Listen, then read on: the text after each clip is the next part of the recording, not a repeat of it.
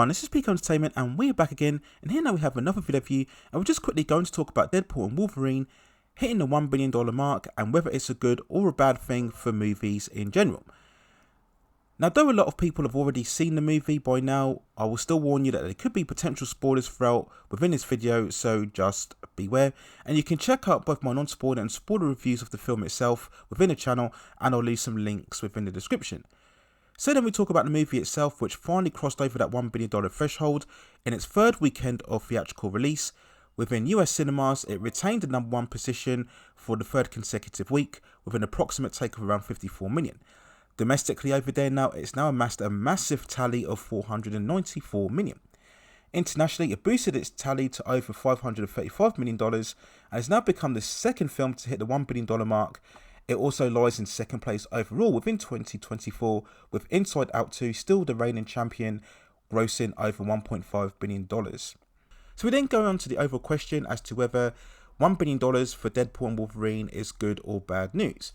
Well, of course, from Marvel and Disney's point of view, it's great news, very much allowing them to somewhat debunk the arguments and the narrative that they're in various decline or their brand is dying. This success, alongside the success of Inside Out 2, which is also a Disney property, $2 billion movies in the space of 3 to 4 months, certainly does provide a compelling counter argument that your studio is failing or that your brand is no longer successful. We could also say that the film's success is good news for cinemas in general, showing that you can still make big event movies that can draw huge audiences if you give them what they want, and also if you promote the films very well.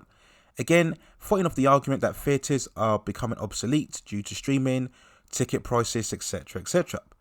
But if we look at this from much more of a creative perspective, and Deadpool and Wolverine's success will very much reinforce the over-reliance on sequels and known IPs and reboots and remakes, bringing back actors in their elderly years to reprise roles again and again and again. Now, some will argue, what does this matter? As long as people are getting what they want and they are enjoying it, isn't that a whole reason for the entertainment business in the first place? And that's very true.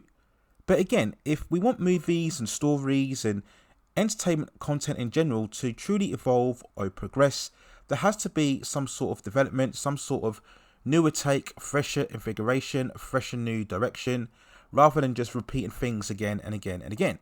If we just use the same old formula to a never-ending extent, we will never find the next new franchise, the next big superstar, the next big iconic character, just like we had in the previous eras before. We'll then talk once more about the multiverse, and I've argued about this in several videos before. It's something I don't agree with. I ultimately still think it's a cheat. It's an easy way for writers to get out of a certain hitting the wall over a certain character or a certain franchise, rather than trying to push themselves with creating new stories or indeed newer characters in general. If one character doesn't work, then you can just create an alternate variant. While still carrying a brand name, you can just give them a different costume or change their race, change their gender, and give the impression as if it's something new and something different, when actually it's very much the same thing as what you had before.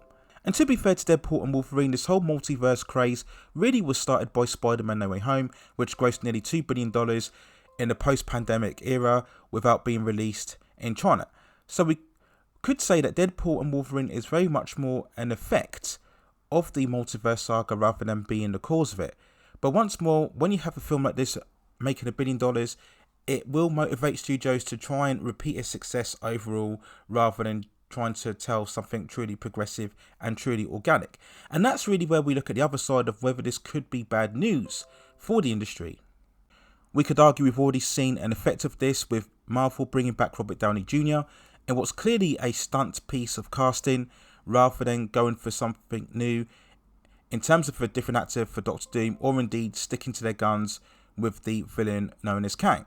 And playing on nostalgia and repeating things again and again and again will only have a short-term gain.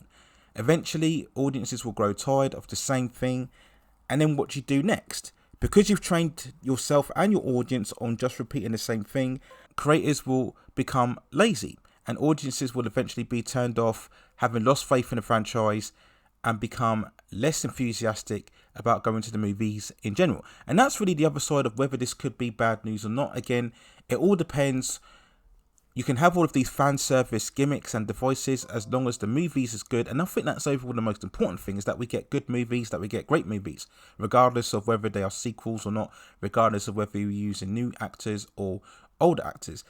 Having great movies is the ultimate priority, but at the same time, ideally what you really want is to have great movies, newer actors, newer stories, and fresh different directions. That's ultimately the goal, I think, going forward for this, and I'm not really sure that Deadpool and Wolverine grossing $1 billion really represents that and gives a true impression of what modern day blockbusters within cinema should truly be all about.